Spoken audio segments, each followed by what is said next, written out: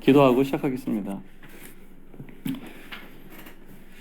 주님 감사합니다. 저희들을 예수 그리스도 안에서 부르셔서 하나님의 은총과 사랑을 입게 하셔서 감사드립니다. 오늘 우리가 주님이 말씀하신 방법들에 대해서 같이 나누고 주님의 은혜를 상고하는 시간을 가지려고 합니다. 여기 있는 청년들을 축복해 주시옵소서. 이 시간 이곳에 주님의 성령의 기름 부음이 함께 하시옵소서. 주님 보혈로 이것을 덮으시고 정결케 하시옵소서. 주님을 각자에게 말씀해 주시기를 구합니다. 예수님의 이름으로 기도하였습니다. 아멘. 오늘 제목이 뭐라 했죠? 하나님의 음성 듣기. 하나님의 음성 듣기에 대해서 해보겠습니다. 지난번에 어떻게 얘기했냐면 성령님을 따라가기가 지난번 주제였는데 거기서 말씀 나눈 거는 성령님은 지금도 말씀하신다. 하나님은 과거에만 말씀하신 분이 아니라 지금도 성령을 통해 우리에게 말씀하시는데 하나님이 말씀하시지 않는 것이 문제가 아니라 내가 듣지 못하는 것에 문제가 있을 수 있다. 그 얘기를 했어요. 그리고 나서 하나님의 음성을 듣는 네 가지 자세에 대해서 얘기했는데 첫째는 우리가 주의 기울여야 된다. 우리 주위에 너무나 많은 다른 소리가 들리기 때문에 하나님 말씀에 집중해야 된다라고 해서 집중. 우리가 성경을 읽기로 한 것도 같은 맥락에서요. 두 번째는 우리가 하나님 앞에 내 모든 판단을 내려놓고 하나님 앞에 순종해야 되겠다. 이런 겸손이 필요하다. 세 번째는 우리가 하나님의 응답을 바로 받는 것이 아니라 어떤 때는 기다림 속에서 시간을 들여서 주님 앞에 머물 때 주님이 말씀하신다. 그리고 네 번째는 우리 내면의 모든 소음을 멈추고 고요하게 주님 앞에 머물러야 된다. 이 네 가지에 대해서 있어요. 우린 주의를 기울여야 되고 하나님 앞에 겸손해야 되고 시간을 들여야 되고 고요함 속에 머물러야 된다. 이렇게 있어요. 성령을 따라 걷는 삶이라는 것은 우리가 어떤 종교적인 열심이나 노력하는 것보다는 하나님이 나를 사랑하시는 것을 그분을 신뢰하는 삶이다. 신뢰해가는 것이다. 그렇게 얘기를 했습니다. 근데 이 하나님의 음성을 듣는 것에는 훈련이 필요해요. 우리 마음에 지나가는 감정들은 흘러보내기도 하고 떠오르는 생각들도 흘려보내야 되고 내 마음의 중심을 선하신 하나님한테 초점을 맞춰가지고 하나님 아버지 신뢰하는 마음으로 그 사랑 안에 우리가 잠잠히 머물면서 예수님한테 집중해야 돼요. 그래서 이 하나님의 음성을 듣는 것을 훈련하는 게 얼마나 중요한지를 여러분이 꼭 기억했으면 좋겠어요. 성경을 얼마큼 많이 아는 것보다 이게 더 중요한 거예요. 우리 안에서 조급한 마음을 내려놓고 주님의 임재 안에서 충분한 시간을 가질 수 있다면 우리가 하나님의 음성을 들을 수 있을 거예요. 나한테 어떻게 말씀하시는지 살아있는 레마의 말씀을. 그 살아있는 레마의 말씀이라는 것이 기록된 하나님의 말씀을 근거로 말씀하시기 때문에 우리가 기록된 성경 말씀을 우리 안에 풍성히 거하고 갖고 있어야 될 것 같아요. 자, 오늘은 먼저 하나님이 말씀하신 통로들에 대해서 좀 설명을 해볼 거예요. 그리고 나서 이게 하나님의 말씀이 맞는지 아닌지 분별하는 건 어떻게 할 것인가 이렇게 나눠서 한번 얘기를 해볼 건데 여러분들 같이 한번 생각하면서 같이 한번 말씀 따라오면 좋겠습니다. 하나님이 말씀하신 통로 중에서 가장 첫 번째가 뭘까요? 첫 번째 기록된 성경 말씀이에요. 우리가 하나님의 음성을 듣기로 하지만 성경을 읽으면 어떻게 돼? 기록된 말씀 모르면 주님이 자유롭게 말씀하실 수 있을까요? 그래서 우리가 청년들 때는 우리가 마음을 써서 하나님 말씀을 알기를 노력을 해야 돼. 지금까지 안 했어도 괜찮아. 하지만 지금부터는 결정을 해요. 내가 하루에 얼마나 성경을 읽겠다. 성경 말씀은 기록된 말씀이니까 변함이 있어요, 없어요? 변함이 없죠. 하나님이 가장 확실하게 하신 말씀들을 적어놓은 거죠. 우리가 성경 말씀을 더 정확하고 깊고 풍성히 알수록 그 성경 말씀을 통해서 우리에게 말씀하신 음성을 정확히 들을 수 있어요. 예를 들어 보면 이제 아까 큐티를 누가 한다 그랬었는데 큐티를 하는 중에 어떤 특정한 구절이 내 상황에 딱 맞는 경우가 있잖아요. 그리고 평소에 알고 있던 구절이 갑자기 탁 떠오르면서 새로운 의미로 알아지거나 어떤 삶의 특정 상황에서 암송했던 말이 딱 떠오르거나 이 어떻게 해야지 이런 것들을 할 수 있냐면 규칙적으로 말씀 읽기를 해야 되고 성경을 암송해야 되고 이렇게 해야 되는데 제일 좋은 방법은 자기가 읽을 걸 정해놓는 거예요. 어느 날 컨디션 좋을 때 뭐 40장 읽고 어떤 날 하루도 안 읽고 그러지 말고 이렇게 하루에 한 장이라도 정해놓고 이렇게 주님의 말씀을 이렇게 기다리는 자세로 주님의 음성을 듣고 싶은 마음으로 이렇게 열어놓고 주님을 대하는 게 좋을 것 같습니다. 성경 읽어야 되겠죠, 그죠? 두 번째는 하나님 말씀의 통로 중에 어떤 생각이 떠오를 때가 있어요. 그 로마서 8장 5절 말씀 카톡 한번 같이 읽어볼까요? 준비됐습니까? 로마서 8장 5절 시작. 영을 따르는 자는 영의 일을 생각하나니. 성령을 따르고 싶은 사람들은 뭐를 생각해요? 성령의 일을 생각한다는 거예요. 성령을 따를 때 우리 생각을 통해서도 하나님 말씀하셔요. 근데 이게 아무 때나 되는 게 아니라 내 생각이 만약에 딴 데 다 팔려 있으면 어떻게 되겠어요? 이렇게 세상 사는 거, 염려하는 거, 영화나 뭐 다른 드라마나 내 고민에 빠져 있으면 안 들리겠죠. 평상시 내가 주님의 임재 안에 머물려고 할 때 우리 생각이 정화되고 주님의 보혈로 씻겨져 있을 때 아무래도 쉽게 분별할 수 있을 것 같아요. 자, 이때 분별할 때 보면 내 생각은 보통 어떻습니까? 내 생각과 감정은 자주 바뀌죠. 자기중심적이고 불안하고 걱정을 많이 하잖아요. 내 생각이 보통 그래. 근데 이게 나의 스스로의 생각일 뿐만 아니라 사탄에게 넣어주는 생각들일 수도 있거든요. 사탄에게서 오는 생각은 어떻습니까? 정죄하고 낙담시키고 네가 뭘 그래 이렇게 얘기하잖아요. 자꾸 하나님께 멀어지게 하는 생각을 자꾸 집어넣죠. 반면에 하나님께로 오는 생각은 어때요? 첫째가 성경과 일치해. 그리고 그 생각이 옆에 있는 성도들과 사람들을 평화롭게 하고 그들에게 유익을 끼치고 교회를 세우는 그런 생각을 주시고 사랑과 선행을 할 수 있는 생각들을 주시죠. 예를 들어서 어떤 게 있을까요? 어떤 팀하고 이렇게 같이 뭐 일하고 있는데 저 사람이 낙심에 빠져 있어요. 그럼 나도 모르게 이렇게 감동이 돼서 이 친구에게 격려의 말을 좀 해주고 싶다. 위로의 말을 해주고 싶다. 이런 생각이 들잖아요. 이게 사탄에게서 온 생각은 아니죠. 내 안에 선한 생각을 한다는 건 어디서 온 거예요? 하나님께로 와는 생각일 경우가 많다는 거죠. 또 어떤 회사에서 어떤 일을 하는데 어떤 프로젝트에 문제가 생겼어요. 근데 문제가 생겨서 얘기하는데 갑자기 어떤 특정한 생각이 탁 떠올라서 문제 해결할 수 있다든가 이런 것이 어떤 생각을 떠오른 걸 통해서 성령께서 인도하신 방법 중 하나라고 얘기합니다. 자, 세 번째는 감동으로 온 게 있어요. 감동.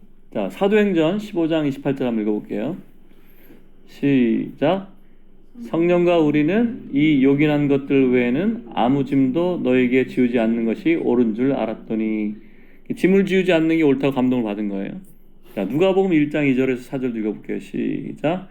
처음부터 목격자와 말씀에 일꾼된 자들이 전하여준 그대로 내력을 저술하려고 붓을 든 사람이 많은지라. 그 모든 일을 근원부터 자세히 미루어 살핀 나도 데오빌로 각하에게 차례대로 써보내는 것이 좋은 줄 알았노니 이는 각하가 알고 있는 바를 더 확실하게 하려 함이라. 그러니까 때때로 우리가 어떤 생각이 들기도 하고 그냥 알아차리는 것도 있죠. 내가 지금 뭐 해야 되는구나 탁 알게 되는 경우도 있습니다. 아니면 상대방이 지금 어떤 상태구나를 탁 알아들을 수가 있죠. 그래서 그럴 때 이제 성령께서 우리한테 감동을 주셔가지고 우리 생각이 아니라 성령이 말씀하시는 그것을 감동으로 이렇게 탁 느낄 때가 있어요. 마음속에 이제 어떤 강한 어떤 이끌림이 드는 거죠. 그런 경우 있죠. 그런 적이 없습니까? 성경을 읽고 있는데 갑자기 어떤 성경이 눈에 확 들어오는 경험한 적도 있잖아요. 아니면 뭐 어떤 상황에 갑자기 감동돼서 가슴이 뜨거워진다든지 누구한테 얘기를 들었는데 내가 하고 싶다는 이끌림이 있다든지 그런 갑작스럽게 떠오르는 느낌이나 감정들 이런 것들도 감동에 해당될 수 있어요. 자, 로마서 8장 5절도 한번 읽어볼게요. 로마서 8장 5절 시작. 영을 따르는 자는 다시 시작. 영을 따르는 자는 영의 일을 생각하나니. 자, 예를 하나 들어볼게요. 예화를.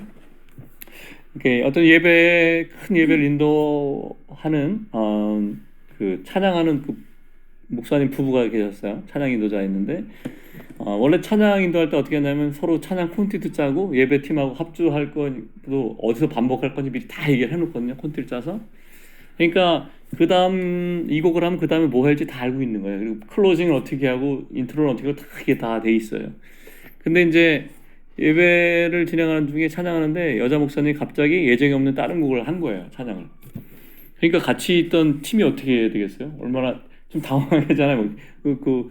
뭐 보컬이나 뭐 이렇게 여러 연주자들도 뭐 당황했을 테고 그 남자 목사님도 남편인데 되게 당황한 사건이 벌어진 거예요. 그 여자분이 부른 곡이 사람들이 거의 모르는 곡이었대요. 그래서 사람들이 그 큰 그 공간에서 예배하는데 사람들이 따라보지도 못하고 그러니까 예배팀이 어색하고 난처해졌겠죠. 그러니까 예배 끝나고 나서 그 남편 목사님이 이제 이 부인한테 투덜거린 거예요. 아 도대체 당신 도대체 왜 그렇게 했어 갑자기? 그러면 얼마나 딴 사람 곤란해. 이랬더니 찬양을 인도하던 그 여자 목사님 얘기하기를 그냥 순간적으로 그 찬양이 떠올랐는데 갑자기 그 찬양을 해야 되겠다는 마음이 너무 큰 감동이 일어가지고 그냥 성령님 인도하심이라 생각하고 그냥 했대요. 근데 그랬더니 그 대답을 들은 목사님이 아니 그냥 당신이 하고 싶어서 한 거 아니야. 당연히 감정적으로 이렇게 툴툴대고 있는데 저 강당 뒤편에서 어떤 저기 멀리서 잔 자매님이 그 여자 목사님한테 가까이 와서 이렇게 얘기했대요. 오늘 사람들도 잘 모르는 그 찬양을 이렇게 인도해 주셔서 너무 감사드립니다.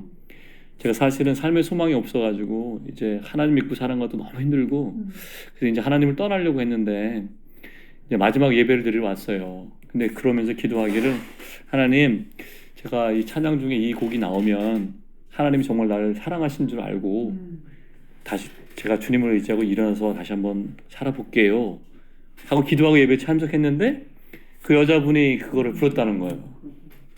그래서 부부싸움이 끝났습니다. 갑자기. 우리가 성령의 감동으로 그렇게 할 수도 있다는 거죠. 이게 어떤 예시지만 실제 있었던 일이래요 이게. 하지만 우리도 우리 삶 속에서 여러 가지 감동이 있잖아요. 뭐 누나랑 싸웠나 언니랑 싸웠는데 정말 어떻게 할 방법이 몰랐는데 이거를 하나 선물해주면 언니랑 이렇게 할 수 있겠다 이런 감동이 있어 그랬더니 그때부터 뭐 좋아졌다든가 여러 가지가 있을 거라고 생각이 듭니다. 그래서 하나님이 우리에게 생각만 말씀만 떠오르는 게 아니라 어떤 때는 감동으로 역사하신다. 알고 있으시면 좋을 것 같아요. 자, 네 번째는 강한 확신을 주셔서 이렇게 인도하실 때가 있어요. 어떤 그냥 단순한 느낌이 그러면 좋을 것 같아 이런 게 아니라 설명하기 힘든 어떤 그 강한 확신이 들 때가 있죠. 이게 보통 평강으로 확신을 주실 때도 있지만 영적인 부담을 주실 때가 있어요. 내가 반드시 이걸 해야 되겠다. 아니면 내가 누구가 계속 생각나가지고 그 사람한테 기도해야 되겠다. 아니면 이제 그 직장 내에서 어떤 의사 결정할 때 이건 무조건 해야 돼. 힘들지만 해야 돼. 돌파해야 돼. 이런 것들이 생길 수도 있죠. 뭐 음악하고 예술하는 사람도 그럴 수 있을 것 같아요. 어떤 것은 내가 반드시 이 부분은 뭐 돌파하고 뛰어넘어야 되겠다. 우리 사역을 하거나 섬길 때도 이건 꼭 해야 돼. 자녀 교육할 때도 이거는 진짜 양보하지 말고 붙들고 가야 돼. 이런 것도 있을 것 같아요. 이런 걸로도 주님 인도하실 수 있다는 거죠. 자, 지금 뭐 쉽게 얘기하고 이해가 되죠? 다섯 번째는 꿈으로도 주님 인도하실 꿈. 성경에 보면 꿈에서 주님의 인도를 받은 경우 많죠. 요셉이 꿈꾸는 자였죠. 아브라함도 아브라함에게도 얘기하시고 솔로몬에게도 꿈을 나타내셨고 그 이삭의 아내 사라를 취했을 때 그 아비멜렉에도 꿈에게 나타나셔가지고 믿지 않는 사람한테 나타나셔서 사라가 돌아올 수 있게 하셨고 예수님의 아버지였던 요셉도 꿈을 통해서 천사가 이렇게 인도를 계속했죠. 바로도 그렇게 됐고 느부갓네살이라는 그 이방인 왕에게도 꿈을 인도했어요. 근데 꿈이라고 생각하면 이제 보통 어떻게 생각하냐면 누구나 꿈꾸는 거잖아요. 그리고 신뢰성이 없다고 생각할 수도 있어요. 특히 이제 그 약간 이지적인 사람들, 지적인 걸 추구하는 사람들 꿈에 대해서 얘기하지 않는데 성경에 보면은 하나님 꿈으로 얘기하신다고 얘기하시거든요. 그걸 통로를 갖다가 이제 이건 안 되라고 정해놓으면 안 돼요. 근데 대신 꿈에 나타나는 건 대부분 상징적이기도 하고 해석이 필요할 수가 있습니다. 자, 창세기 41장 25절에서 27절 한번 읽어볼게요. 같이 읽어봅시다. 시작. 요셉이 바로에게 이르되 바로의 꿈은 하나라. 하나님이 그가 하실 일을 바로에게 보이심이니이다. 7 좋은 남소는 7회요 7 좋은 이삭도 7회니 그 꿈은 하나라. 그 후에 올라온 파리하고 흉한 7소는 7년이요 동풍에 말라 속에 빈 이삭도 7회 흉년이니. 그러니까 요셉은 그 바로의 꿈을 해석하면서 수수께끼 풀어갔죠. 이 꿈도 누가 주셨어요? 하나님 주셨고, 해석 누가 주셨을까요? 해석도 하나님 주셨어요. 그 다니엘도 느부갓네살 왕의 꿈에 대한 해석을 하나님께 받았죠. 다니엘서도 읽어볼게요. 2장 28절에 30절 시작. 오직 은밀한 것을 나타내실 이는 하늘에 계신 하나님이시라. 그가 느부갓네살 왕에게 후일에 될 일을 알게 하셨나이다. 왕의 꿈 곧 왕이 침상에서 머릿속으로 받은 환상은 이러하니이다. 왕이여, 왕이 침상에서 장래를 생각하실 때 은밀한 것을 나타내신 이가 장래를 왕에게 알게 하셨으며, 내게 이 은밀한 것을 나타내심은 내 지혜가 모든 사람보다 낫기 때문이 아니라 오직 그 해석을 왕에게 알려서 왕이 마음으로 생각하던 것을 왕에게 알려주려 하심이니이다. 하나님이 꿈과 수수께끼의 은밀한 걸 나타내셨고, 다니엘을 통해서 느부갓네살 왕에게 전달하도록 했어요. 근데 이제 우리가 이제 이 꿈에 대해서 할 때 모든 걸 다 믿을 수는 없습니다. 그래서 보통 어떻게 되냐면, 하나님이 주신 꿈이 있고 사람이 꾼 꿈이 있고 두려움이 있는 꿈이 있어요. 두려움을 가진 꿈을 꾼 적도 있죠. 두려움이 있는 거, 막 가위에 눌린다든가. 그 꿈은 대부분 하나님께로 온 게 아니에요. 그 꿈은 이렇게 마음에 만약에 그런 꿈을 꾸고 나서 두렵고 불편하면 예수님의 이름으로 대적하면 됩니다. 예수 이름을 명하노니 그런 두려움을 주는 생각은 떠나가라, 이렇게 선포하면 돼요. 근데 하나님이 주신 꿈이 있어요. 그건 어떤 꿈이냐면 되게 포근하고 되게 평안하고, 그 깨어나서도 선명하게 이미지가 남은 꿈들이 있어요. 혹시 그런 꿈들 꾼 적이 있으십니까? 저는 예전에 한번 꿈을 꾼 적이 있어요. 어떤 꿈이었냐면, 제가 예수님이 나를 사랑하신다는 거에 대해서 좀 이렇게 갈급했던 적이 있었어요. 내가 삶이 좀 어려웠기 때문에. 근데 그때 한참 그런 마음 속에서 주님이 나를 위로했으면 좋겠다는 생각을 하고 있었는데, 꿈이 아주 선명한 꿈을 꿨는데, 뭐 자세히 얘기하지 않겠지만, 우리 학원을 할 때 그 꿈을 꾸고, 우리 학원에 그림을 아주 잘 그린 애가 있었어요. 그 아이한테 얘기해가지고 그림을 그려달라 그래서 그 꿈을 이렇게 받은 적이 있어요. 이렇게 간직한 적이 있었거든요. 하나님이 주신 꿈은 되게 평안하고, 위로도 주고 믿음도 주고, 그렇게 되는 것 같아요. 사람이 생각을 하는 꿈도 있어요. 그건 보통 이렇게 뇌과학자들 얘기하기를 있었던 일들을 뇌에서 이렇게 잠재의식에서 재구성하는 것이다, 이렇게 얘기합니다. 자기 마음속에 만약에 하나님이 주신 꿈이 있다고 생각하면 그걸 적어보세요. 이렇게 글로 적고 주님 앞에 기도하는 거예요. 성령님, 이 꿈이 어떤 해석을 갖고 있습니까? 무슨 뜻인지 알려주세요 하고, 관련돼서 성경 구절이 기억나면 그 성경 구절 같이 맞춰보세요. 근데 이 꿈 같은 것들은 기록해놓은 게 성경과 안 맞거나 평안하지 않으면 그거 버려도 돼. 이건. 우리가 점치고 그러는 사람들이 아니기 때문에 우리 안에 평강을 주신 것만 기억하면 좋을 것 같습니다. 자, 지금 내가 5개를 얘기했는데 그런 것들이 있어요, 자기 삶 속에? 고개를 끄덕이는 사람도 있고. 우리가 주님의 음성을 듣는다 할 때 대부분 어떻게 생각하냐면, 내 귀에 들리는 소리를 들어야 된다 생각하는 사람이 많거든요. 우리 지난 시간에도 그 얘기했는데, 하나님이 우리 귀에 들리는 음성으로만 얘기하는 것이 아니고 주위의 사람들로부터도 얘기하고, 또 성경 말씀으로도 얘기하고, 교제 중에서도 얘기하고, 자기 삶 속에서도 얘기하시기 때문에 우리가 이걸 좀 이렇게 열어놓을 필요가 있어요. 오늘 그런 시간을 좀 갖는 거예요. 자, 6번째는 환상에 대해서 얘기해볼게요. 환상. 아까 찬송은 부르지 않았지만 사도행전 2장 17절에 있는 말씀 한번 읽어보겠습니다. 요엘서에 있는 말씀을 갖다 베드로가 인용한 건데 읽어볼까요? 시작. 청년들은 환상을 보고. 자, 사도행전 27장 다시 한번 읽어볼게요.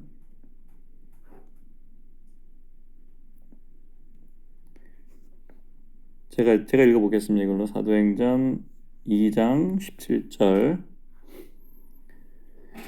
제가 읽어볼게요. 하나님이 말씀하시기를 말세에 내가 내 영을 모든 육체에 부어주리니 너희의 자녀들은 예언할 것이요 너희의 젊은이들은 환상을 보고 너희의 늙은이들은 꿈을 꾸리라. 18절 그때 내가 내 영을 내 남종과 여종에게 부어주리니 그들이 예언할 것이요. 그렇게 되어 있는데 이게 지금 베드로가 요엘 선지자의 말씀 인용하신 거거든요. 여기 하나님께서 말세의 영을 모든 육체에 부어주실 건데 자녀들은 뭐 한다 그랬어요? 예언할 것이요. 젊은이들은 환상을 보고 늙은이 꿈을 꾸리라 했거든요. 여기가 지금 오순절에 성령이 강림하신 다음에 한 얘기거든요. 이건 구약에 속하는 걸까요? 신약에 속하는 걸까요? 네, 이 예언과 환상과 꿈도 다 신약에 속하는 거예요. 하나님 말씀하신 통로입니다. 근데 오해가 있어요. 뭐냐면 환상이라고 할 때 어떻게 생각하냐면 이렇게 생각해. 대부분 자기 눈앞에 이게 쫙 엄청난 그 파노라마 같이 환상이 보인 거죠. 다니엘처럼, 에스겔처럼. 근데 그것만 환상이 아니에요. 어떤 게 환상이냐면 실제 성경에 말하는 환상은 자기 마음에 떠오르는 이미지, 어떤 그림, 여러분이 어떤 음악을 듣거나 할 때 어떤 이미지가 떠올 때가 있죠. 누구를 생각할 때 뭐가 떠올 수 있잖아. 엄마를 생각하면 뭐 엄마가 뭐 하고 있는 그 딱 떠오르고 그게 다 환상인 거예요. 마음속에 내면에서 떠오르는 이미지. 그래서 예를 들어서 기도하는 중에 어떤 사람의 얼굴이 떠올랐는가?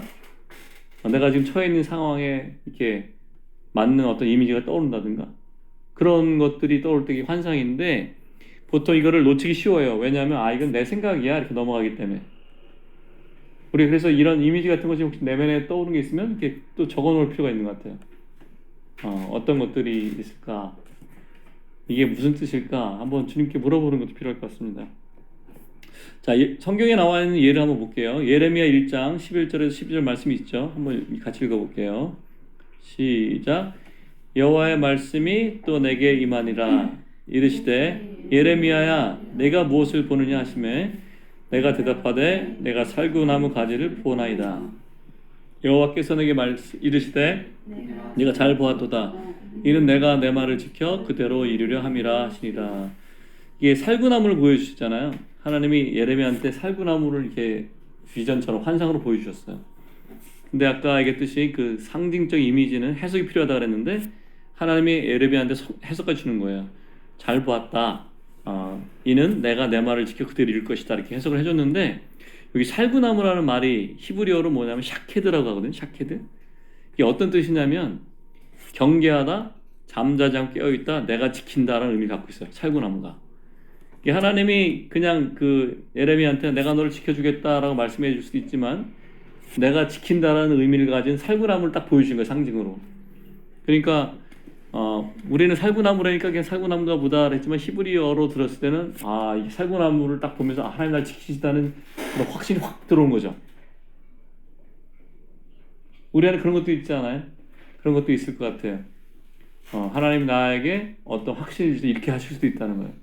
그러니까 우리가 이런 것들에 대해서 하나님 말씀하신 방법 중에 하나는 거 알고 있어야지 나중에 그렇게 얘기하면 그때 그런 얘기 들었던 것 같을 때 주님께 물어볼 수 있죠. 주님 이게 무슨 뜻입니까? 그래서 상징이라는 거는 여러 가지 관점이 있고 여러 각도로 되게 창조적이고 풍부한 의미를 가진 언어인데 하나님이 이제 그냥 알아들 수 있게 보통 사람들은 하나님 그냥 제가 알아들 수 있게 편한 말로 해주세요 이렇게 얘기할 수 있지만 하나님은 우리한테 더 깊은 인상을 주시기 위해서 이렇게 상징으로 말씀하실 때가 있다. 그걸 기억하면 좋을 것 같고 여기 중요한 건 뭐냐면 우리가 어떤 하나님의 뜻을 그냥 알아가는 걸로만 하나님이 원하시는 게 아니고 이 상징 같은 거 주셨을 때 이 상징을 해석하고 이거를 주님께 물어보는 과정 속에서 하나님을 더 알아가고 하나님의 뜻을 더 깊이 알아가는 과정 자체를 하나님이 기뻐하시는 거예요. 하나님이 우리를 로봇으로 만드는 게 아니라 아들로 만드셨잖아요. 그러니까 하나님 우리가 교제하시기 원하시기 때문에 어떤 걸 통해서 우리가 우리에게 마음속에 호기심을 끌 것 같은 것들을 통해서도 우리가 하나님께 계속 물어볼 수 있도록 하나님 알아가기를 원하시는 것 같아요. 그래서 중요한 건 뭐냐면 우리가 하나님의 마음과 하나님의 선하심을 내가 신뢰하고 있느냐가 제일 중요한 거예요. 그러면서 주님의 음성을 듣는 걸 배워가는 거죠. 근데 우리가 우리가 아기가 엄마의 음성을 들을 때 다 알아듣지 못하잖아요. 하지만 엄마가 나를 사랑하신다는 걸 알고 있기 때문에 그분을 신뢰하면서 배워가면서 나중에 말이 터지잖아요. 그와 똑같은 과정을 하나님이 우리 안에서 하시는 것 같아요.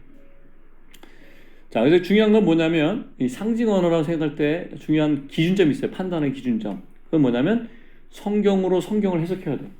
자의적으로 어떤 걸 해석하는 게 아니라 성경에 나와 있는 말씀으로 그걸 해석하는 거. 자, 따라해 봅시다. 성경으로 성경을 해석하게 한다. 시작. 성경을 해석하게 한다. 네, 그게 제일 중요한 것이다. 기억을 해 주시면 좋겠습니다. 이런 환상이나 이미지 같은 걸 얘기할 때, 그 하나님이 우리에게 거룩한 상상력이라고 표현하는, 이렇게 말할 때 거룩한 상상력을 통해서도 말씀하시거든요. 예를 한번 들어볼까요? 우리 시편 23편 기억하죠? 여호와는 나의 목자시니. 카톡의 1절 2절인데 한번 읽어볼게요. 시작. 여호와는 나의 목자시니 내게 부족함이 없으리로다. 그가 나를 푸른 풀밭에 누우시며 쉴 만한 물가로 인도하시는도다. 우리가 만약에 이 성경 두 절만 기억하고 있다고 생각해 봅시다. 일어나기 전에 자기 침대에 누워서 이 구절을 생각해 보는 거야. 여호와는 나의 목자시니 내가 부족함이 없으리로다. 나는 그분의 어린 양이고 갈 바를 알지 못하지만 여호와께서 나의 목자가 되셔서 나를 지키고 계시고 내가 부족함이 없다라는 걸 생각하면 어떤 그림이 그려지잖아요. 푸른 초장에 누이시며 푸른 풀밭에 누이시며 쉴 만한 물가에 인도하시는다. 저는 이 생각하면서 많이 쉬거든요. 사실 잘 때나 깰 때나 주님이 나를 그 쉴 만한 물가로 쉬게 하시는구나. 풀밭에 누이시는구나. 그래서 여러분도 이렇게 할 수 있어요. 우리가 이 구절을 생각하면서 우리를 쉴 만한 물가로 인도하시는 목적을 상상하는 거예요. 내가 삶에 어려운 일이 생겼을 때 이 어려움을 인도해서 피해 가서 통과해서라도 하나님이 나를 정말 더 선한 곳으로 인도하시는구나. 그래서 우리 마음의 그 내면의 어떤 이미지로 어떤 상상력을 통해서 우리가 그거를 기도도 할 수 있어요. 이게 창조적인 생각이잖아요. 그 creative thinking. 이 창조적인 이미지가 영에 속한 거예요. 그 히브리서에서 믿음은 바라는 것들이 실상에 보이지 않는 것들에 대한 증거란 말씀이 있거든요. 우리가 어떤 걸 기도할 때 이렇게 많이 조언을 해요. 네가 바라는 것을 상상하면서 기도해라. 예를 들어서 그 누가 어떤 음반을 갖다 제작하는 걸 계약하기로 하고 싶어요. 기도 제목이 있어. 그럼 그걸 생각하는 거예요. 그 제작자와 내가 만나서 계약을 하는 것을 이미지를 상상하면서 주님, 내 안에 이런 하나님이 능치 못함이 없으시니까 내 삶 속에서 이런 역사들을 행하여 주시옵소서 이렇게 기도하는 거죠. 개인적으로 그런 기도 많이 했던 것 같아요. 근데 그것이 많이 이루어지는 것을 봤습니다. 이거 한번 해보기를 권해요. 그러니까 이게 제일 좋은 거는 시편 1편이나 시편 23편 같은, 그리고 또 혹은 우리가 봤던 시편 139편 이런 시편을 갖다 마음속에 두면서 몇 구절이 안 되지만 계속해서 묵상하면 좋을 것 같아요. 한번 해보세요.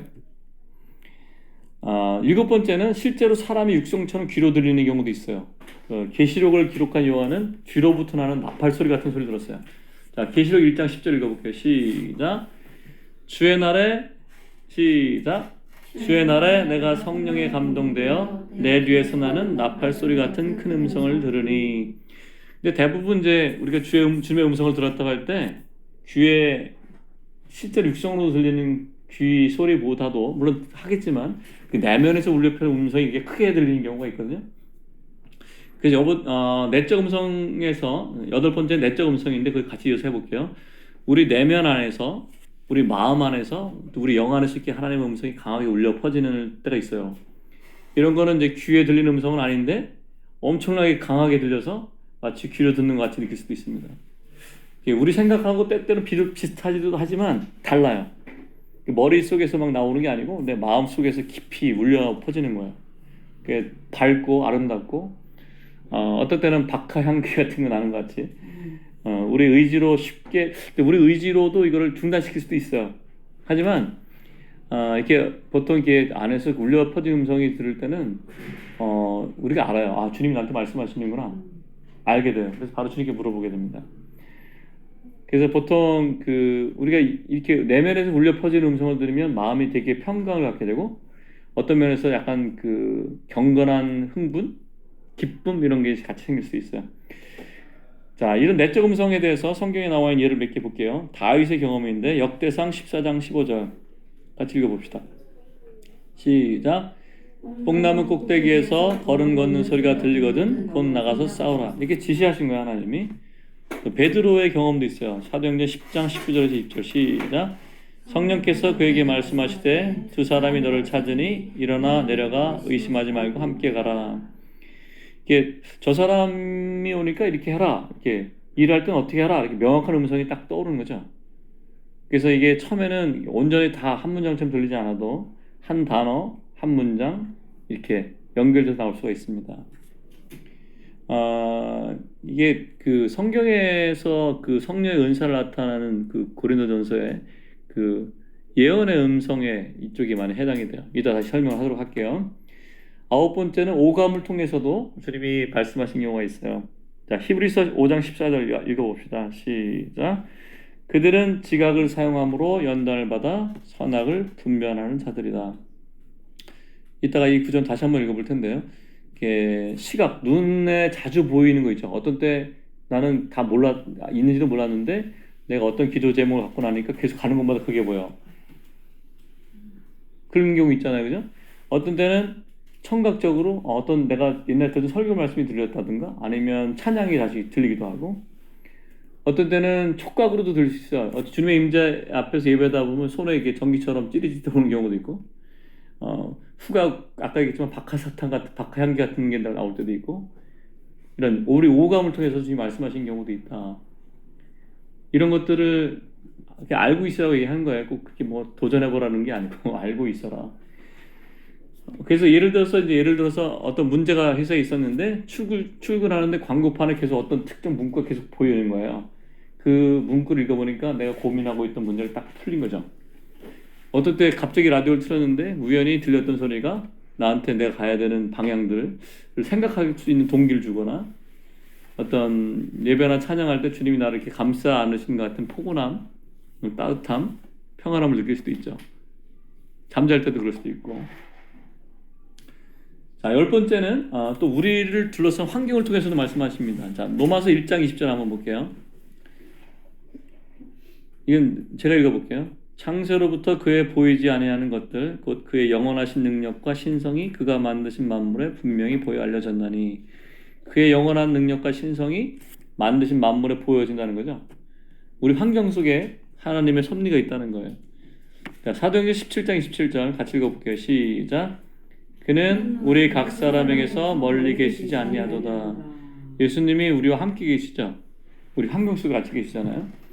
그래서 하나님께서 우리의 그 환경을 사용하셔서 말씀하시기도 하는데 자연 만물이 병변화된다든가 주변에 어떤 사건이 생긴다든가 사회적 이슈가 생긴다든가 내 삶 속에서 어떤 변동상이 생긴다든가 그래서 예를 들면은 뭐 승진을 하기를 간절히 기도했는데 승진이 막혔어요. 이게 거기서 끝나는 게 아니라 주님이 새로운 방향으로 인도하시는가 이렇게 볼 수도 있겠죠. 내가 예상하지 못한 어떤 만남을 만났는데 하나님이 이 사람을 통해서 어떤 특별한 계획을 인도하시나 내가 경제적으로 또 어려운 상황에 처했으니까 내가 하나님을 의지하는 훈련을 하게 되거나 또 자녀가 어떤 문제를 일으킬 때 부모는 그때 같이 성장하잖아요. 뭐 그런 것들을 통해서 하나님이 말씀하실 수 있다. 자, 그래서 지금까지 10가지를 얘기했어요. 제일 중요한 게 뭐라고 그랬어요? 네, 기록된 하나님의 말씀을 묵상하시는 것이다. 자, 11번째는 성령의 은사에 대해서 말씀을 해보려고 그래요. 이걸 조금 말씀드리고 마무리할게요. 자, 고린도전서 12장 7절에서 11절인데 한 절씩 읽겠습니다. 제가 먼저 읽고 그 다음 절 읽어볼게요. 제가 7절 읽겠습니다. 각 사람에게 성령을 나타내심은 유익하게 하려 하심이라. 8절. 어떤 사람에게는 성령으로 말미암아 지혜의 말씀을 어떤 사람에게는 그 성령으로 받아 지혜의 말씀을 다른 사람에게는 같은 성령으로 믿음을 어떤 사람에게는 한 성령으로 병 고치는 은사를 어떤 사람에게는 능력 행함을 어떤 사람에게는 유언함을 어떤 사람에게는 영들 분별함을 다른 사람에게는 각종 방언을 어떤 사람에게는 방언을 통역함을 주시나니 이 모든 일은 같은 한 성령이 행하사 그의 뜻대로 각 사람에게 나누어 주시는 것이니라. 우리는 성경에 기록된 것을 믿어야 되죠. 그죠? 성령의 그 은사들이라 나타낸 부분이 있거든요. 그 부분을 우리가 인정해야 돼요. 성령께서 하시는 것이면 나는 쪽에 체험이 없거나 모를 수도 있잖아요. 그렇다 해서 부정하면 안 돼요. 주님께 맡기고 내가 모르는 거 어떻게 돼? 주님께 맡겨 넘어가는 거죠. 하지만 분명히 성경에서는 성령의 은사가 있습니다. 성령의 은사를 주신 것은 교회에 유익하려 하기 위함이고 공동체를 섬기게 해주신 거예요. 하나님의 음성을 듣고 성령을 따라가는 일에는 성령께서 그분의 뜻대로 교회에게 나눠주신 성령의 은사를 사용하셔서 각 성도에 필요한 것을 예언의 말씀으로 풀어주실 때가 있어요. 하나님이 말씀하신 주요한 수단인데 구약에만 있는 게 아니라 신약에도 있어요. 신약에 선지자 역할을 하는 사람들이 있으니까. 자, 먼저 지식의 말씀이라는 걸 설명해 볼게요. 지식의 말씀. 그 예수님하고 사마리아 여인 기억나시죠? 요한복음 4장에 보면 예수님하고 여자가 말을 하는데 여자가 뭐 이런저런 얘기 하니까 예수님이 이렇게 얘기해요. 남편을 데려와라. 그랬더니 여자가 저는 남편이 없습니다. 그랬더니 예수님이 그냥 아셨죠. 내가 남편이 없다는 말이 옳도다. 너는 남편 5 있었고 지금 있는 자도 내 남편이 아니니까 내 말이 맞구나. 사마리아 여인은 자기 상황에 대해서 예수님한테 한마디도 안 했는데 예수님이 그냥 아신 거죠. 그게 지식의 은사예요. 우리가 매번 되는 건 아니라 성령께서 어떤 교회나 공동체의 어떤 섬김을 위해서 그냥 알게 하실 때가 있어요. 그 사람을 공격하기 위해서 주신 것이 아니라 그 사람에게 얘기해 줬을 때 그 말을 듣는 사람은 아, 하나님이 나를 알고 계시구나라는 것 때문에 확신을 갖게 돼요. 성령께서 그 성도를 위로하고 격려하기 위해서 직관적으로 알게 하시는 은사인데 보통 이런 것들 때문에 내면의 상처가 치료되기도 하고 또 나아가야 될 방향을 알게 됩니다. 자, 여기서 중요한 것은 뭐냐면 성령의 은사는 아까도 얘기했지만 공동체를 세우고 격려하고 치유하고 강건케 하게 해주시는 은사예요. 자기 자신을 위해서 주시는 은사가 아니고 누굴 위해서? 옆에 있는 지체를 위해서 주신 거죠. 공동체 속에서 서로를 더 존중하고 사랑하고 결국 주님의 성품인 성령의 열매를 맺을 수 있도록 돕는 은사인데 여기 중요한 게 있어요. 어떤 이런 지식의 말씀이든지 뭐 지혜의 말씀이든지 어떤 예언의 말씀을 들을 때는 듣는 사람이 분별해야 돼요. 예언하는 사람이 저 사람을 내가 주장하기 위해서 하는 게 아니고 세우기 위해서 하는 것이지만 듣는 사람이 이게 하나님께로부터 온 건지 아닌 건지 분별할 책임이 있어요. 그래서 우리가 하나님의 말씀인지 아닌지 분별하는 것도 우리가 좀 나눌 거예요. 자, 합당하지 않은 예언은 거절할 수 있습니다. 그걸 꼭 기억을 해야 됩니다.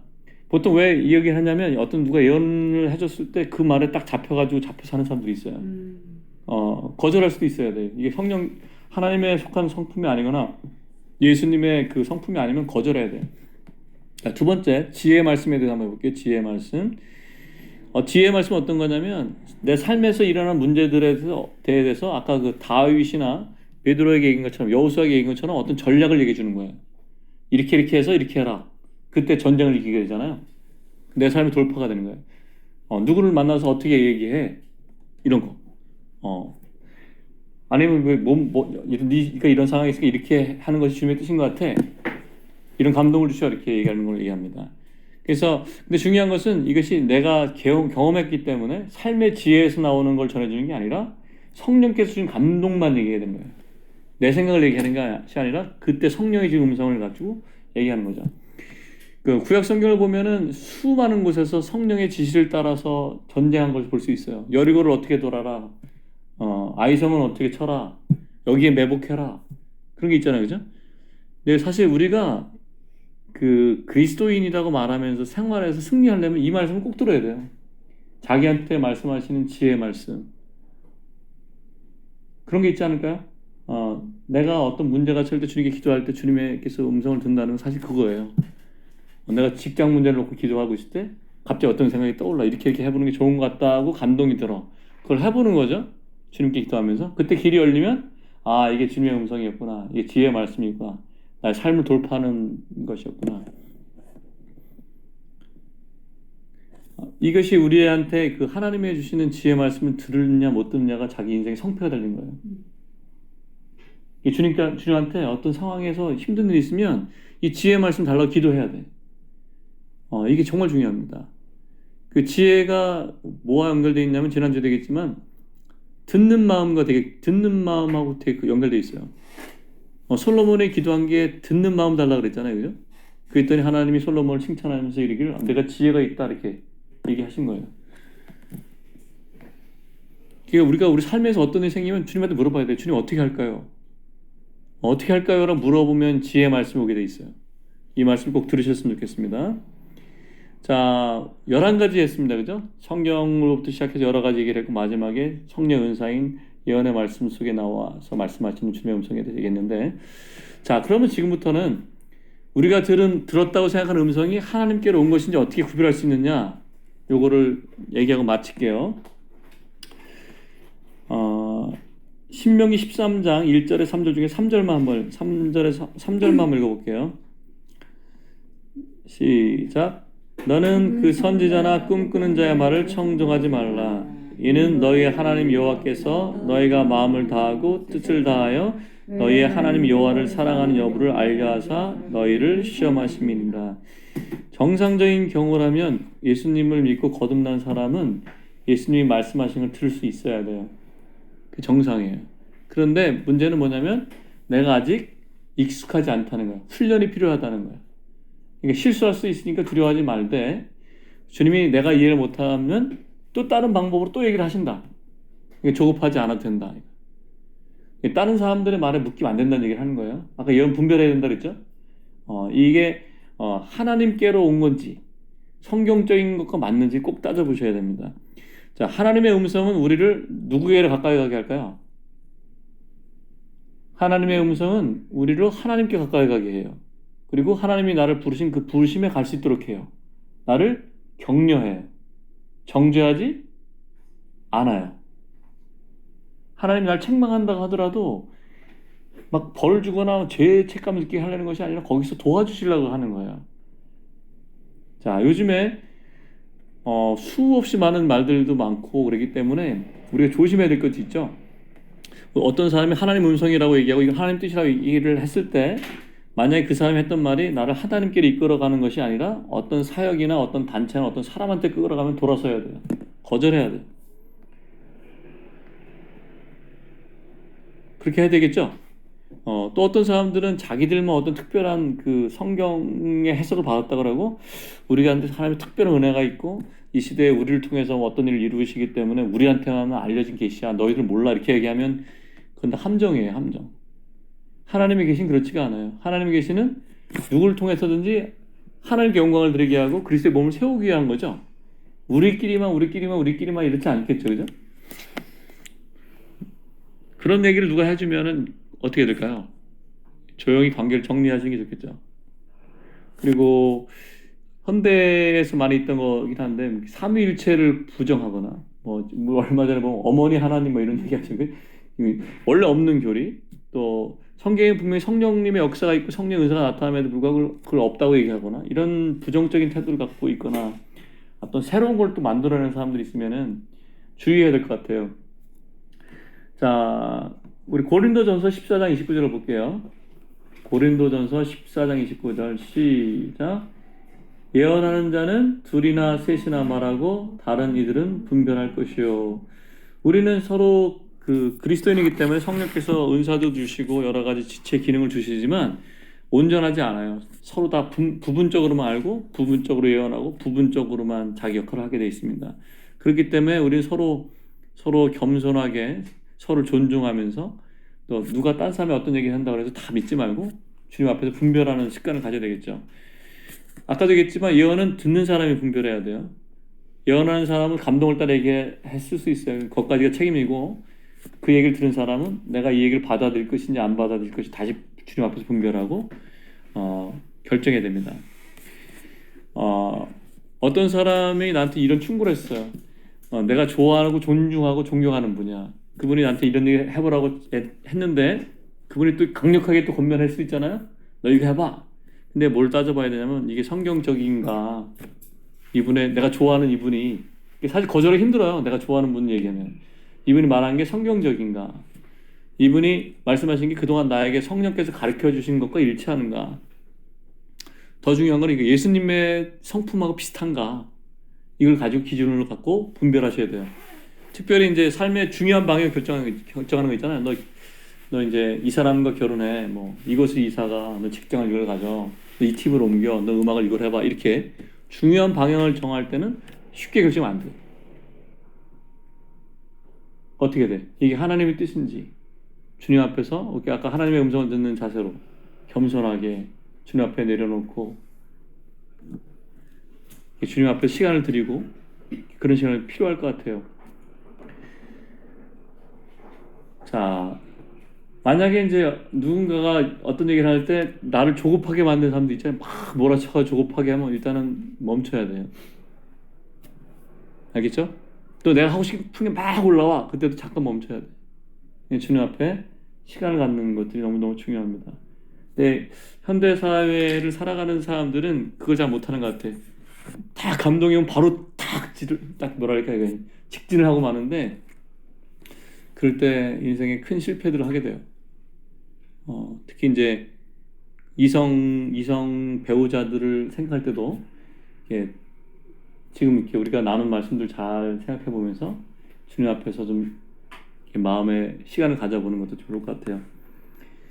자, 어쨌든 거의 다 얘기한 것 같아요.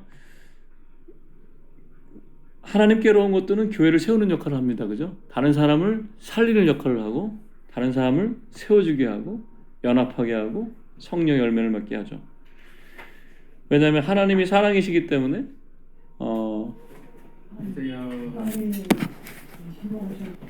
하나님이 사랑이시기 때문에 하나님의 음성이 그 사랑이 표현되어야 되는 거죠. 자, 마무리를 해보도록 하겠습니다. 마지막으로 히브리서 5장 14절 다시 한번 읽어볼게요. 시작. 단단한 음식은 장성한 자의 것이니 그들은 지각을 사용함으로 연달받아 선악을 분별하는 자들이라. 이 지각을 사용한다라는 것은 자기의 모든 감각을, 이성적이든 혼적이든 영적이든 오감이든 다 감각을 사용해서 시행착오를 거쳐서 분별하게 되었다는 뜻이에요.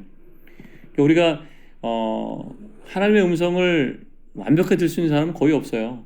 잘못할 수도 있고 부분적으로 알 수 있고 시행착오하는 과정 속에 온전해지고 더 확신해질 수 있거든요. 그러니까 다만 내 마음의 자세가 내 삶의 모든 역사에 있어서 하나님의 음성을 들어야 되겠다는 그 확실함을 갖고 있다면 그런 우리가 이제 성령께서 이제 역사하실 때 하나씩 배워가게 돼요.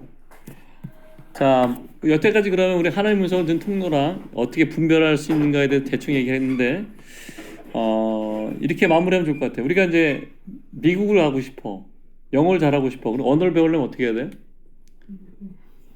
그 미국에 대해서 미국의 문화에 대해서 알아야 되죠.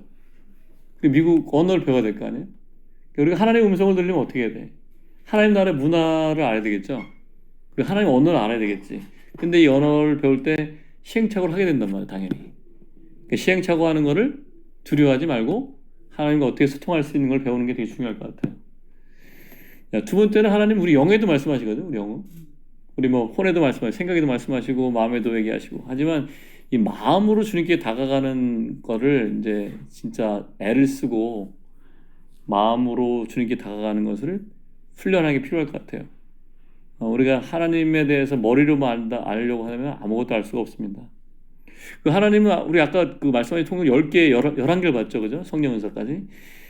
그 말씀하신 통로 되게 다양해요. 나한테 어떻게 말씀하시는지 몰라. 그럼 하지만 어쨌든 아까도 얘기했듯이 주님이 뭔가 말씀하시는 것 같은 느낌 우리가 받을 수 있거든요. 그때 잠잠히 주님 앞에 멈춰서 주님께 기대하면 좋을 것 같아요. 우리가 예수님의 음성을 듣는다, 성령의 음성을 듣는다, 하나님의 음성을 듣는다 하는 것은 정말 엄청난 특권이에요. 오직 예수님 믿는 사람만 듣는 거예요. 그 음성이 들리게 돼요, 당연히. 만약에 내가 지금 인지를 하지 못하면 어떻게 됩니까? 주님, 제가 주님의 음성을 인지할 수 있도록 인도해 주십시오. 이렇게 기도하면 되겠죠. 괜히 걱정할 필요 없어요. 여태까지 여러분들이 지금까지 이 자리에 온 것은 하나님이 여러분을 사랑하신다는 증거예요. 여태까지 보살피셨고 돌보셨고 앞으로도 인도하실 거예요. 두려워하지 말고 주님의 음성에 대해서 사모하면서 그렇게 나갔으면 좋겠습니다. 약속한 것처럼 다음번에 모임할 때는 우리 출애굽기에 대해서 전체적인 개관을 한번 얘기할 거니까 출애굽기를 읽어보셨으면 좋겠습니다. 자, 기도하고 마칠게요. 주님 감사합니다. 저희들 오늘 하나님의 음성을 듣는 것과 주의 음성을 분별하는 것에 대해서 배웠습니다. 우리가 이런 모든 것들에 익숙하진 않지만 단순히 하나님의 선하심과 주님이 여태까지 저희를 사랑하시고 인도하신 것을 믿고 주님께 감사를 드리며 저희가 또 주님의 음성을 잘 듣는 사람이 될 수 있도록 인도하실 것을 기대합니다. 이 청년들을 축복합니다. 주님, 이들의 앞날을 열으시고 주님 안에서 당신이 부르신 그 자리에 설 수 있도록 이끌어 주시옵소서. 젊었을 때, 청년 때 주의 말씀을 기억하라 하신 말씀처럼 다음 모임부터는 우리가 성경에 대한 것들을 나누려고 합니다. 우리들 마음 가운데 말씀을 사모함을 특별히 주시기 원합니다. 감사합니다. 예수님의 이름으로 기도했습니다. 아멘.